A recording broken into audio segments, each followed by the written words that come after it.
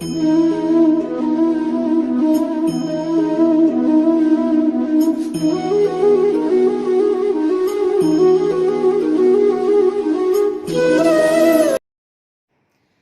बच्चों, आज मैं आपके लिए फिर से एक नई वीडियो लेकर आ गई हूँ।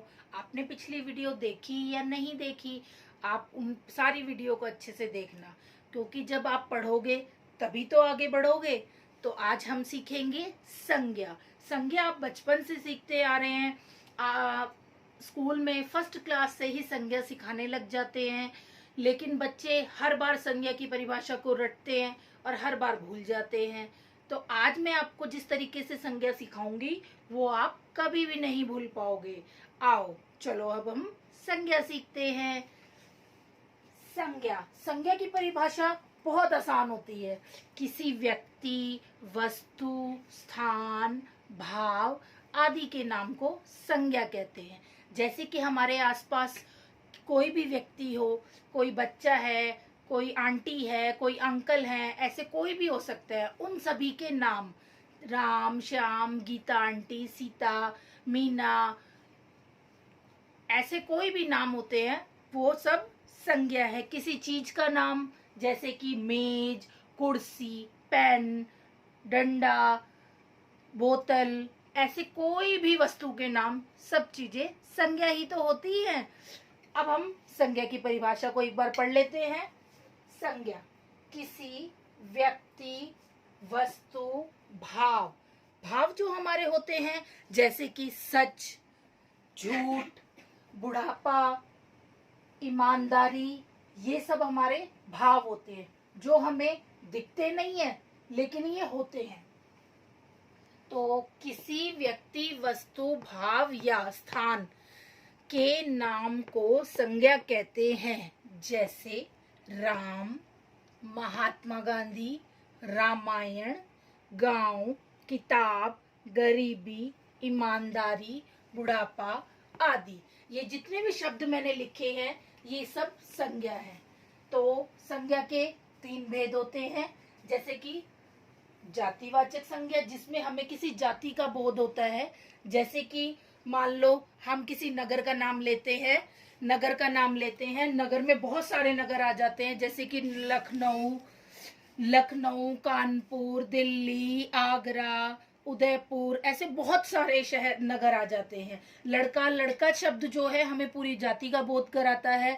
लड़कों में किसी भी लड़के का नाम आ सकता है, राम, मनोज, सुहेल आदि, मनन, भानु, आशु, रिशु, ऐसे बहुत सारे बच्चे हैं जिनका नाम इसमें आ सकता है। गांव में बहुत सारे गांव होते हैं, हम सब लोग गांव जाते हैं, अपने अपने गांव का नाम आप इसमें लिख सकते हैं। तो गांव शब्द से हमें सभी गांव के मतलब गांव का पूरा बोध होता है कि सारे गांव जो है वो जातिवाचक संज्ञा में आते हैं। किताब से रामायण हो सकता है, कुरान हो सकता है, बाइबल हो सकता है। ऐसे बहुत सारी किताबें जो है वो हमें किताब जाति का बोध कराती हैं। उसके बाद आते हैं हम व्यक्तिवाचक संज्ञा पे। व्यक्तिवाचक संज्ञा में हम किसी व्यक्ति के नाम पे ज्यादा विशेष वो करते हैं, विशेष मतलब उस पे ज्यादा जोर वो रहता है हमारा। जैसे कि रामायण, नाम किसी चीज का भी हो सकता है। रामायण जैसे किताब का नाम है, दिल्ली किसी शहर का नाम है, भारत किसी देश का नाम है, कृष्णा किसी का नाम है, किसी नदी का नाम है। ऐसे जो भी मतलब व्यक्तिवाचक में आ जाते हैं। भाववाचक संज्ञा वो होती है जिसमें अभी मैंने आपको बताया ही था कि जैसे बुढ़ापा है, बचपन है, कमजोरी है, झूठ है, सच है, ईमानदारी है, ये सब चीजें भाववाचक संज्ञा में आते हैं। तो एक बार फिर मैं आपको अच्छे से सारा कुछ पढ़ के बता देती हूँ।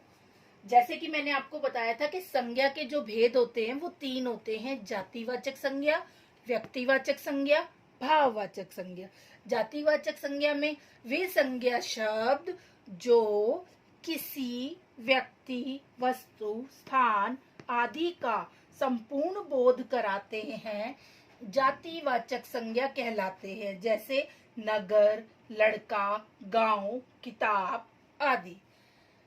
व्यक्तिवाचक संज्ञा में जैसे कि किसी व्यक्ति व्यक्ति, वस्तु, स्थान आदि के विशेष नाम को व्यक्तिवाचक संज्ञा कहते हैं। जैसे कि रामायण, अभी मैंने आपको बताया था कि किसी विशेष नाम को, रामायण हो गया, कुरान हो गया, दिल्ली हो गया, भारत, कृष्णा आदि। भाववाचक संज्ञा में जो संज्ञा शब्द किसी व्यक्ति, वस्तु या स्थान की दशा, उसके बारे में, उसके भाव के बारे में, अवस्था के बारे में आदि का बोध कराएं, भाववाचक संज्ञा कहलाते हैं। जैसे कि बुढ़ापा, कमजोरी, झूठ, सच आदि। तो आज मैंने आपको संज्ञा की परिभाषा सिखाई। आपने इसे अच्छे से पढ़ना है और इसे समझना है, रटना नहीं है। रटने से हमें कोई भी चीज कभी भी समझ नहीं आती है और रटने से हम उस चीज को भूल जाते हैं। लेकिन हम किसी चीज को समझ के पढ़ते हैं तो वो हमें बहुत अच्छे से समझ में आ जाता है और उस चीज को हम कभी भी भूलते नहीं है। जैसे हम कई बार कोई कहानी सुनते हैं तो वो हमें हमेशा याद रहती है और आगे जाकर हम अपने बच्चों तक को भी वो कहानियां सुनाते हैं कि हमारी दादी ने हमें ये कहानी सुनाई थी, हमारी नानी ने हमें ये कहानी सुनाई थी।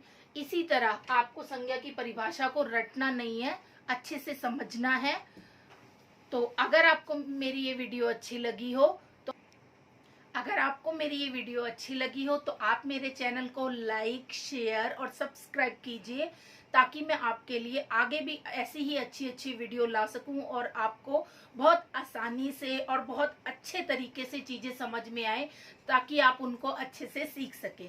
अगर आप मेरे चैनल को लाइक करेंगे, मुझे आगे बढ़ाएंगे, तभी तो मैं आपके लिए अच्छी अच्छी वीडियो ला पाऊंगी। अगर आपको मेरी ये वीडियो अच्छी लगी हो तो प्लीज कमेंट बॉक्स में भी कमेंट करके बताएं कि आपको मेरी ये वीडियो कैसी लगी। तो इसी के साथ अब मैं आपसे अलविदा लेती हूँ। बाय।